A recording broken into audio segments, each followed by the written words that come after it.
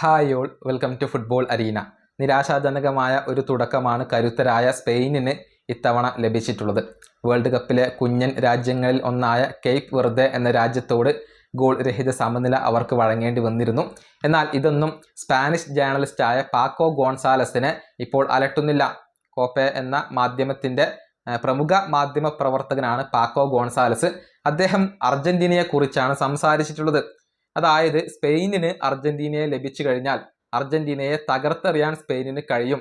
Argentina ഇപ്പോൾ വലിയ ടീമൊന്നുമില്ല, quarter final പോലും കടക്കാൻ അവർക്ക് കഴിയില്ല എന്നൊക്കെയാണ് ഇപ്പോൾ പാക്കോ ഗോൺസാലസ് പറഞ്ഞിട്ടുള്ളത്.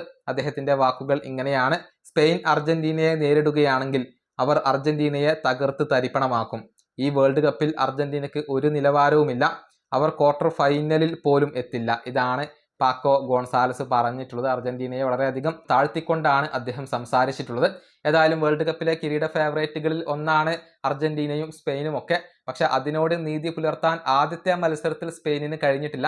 ഇനിയിപ്പോൾ നാളെ രാവിലെ നടക്കുന്ന മത്സരത്തിൽ അർജന്റീന അൾജീരിയയെ നേരിടുന്നുണ്ട്.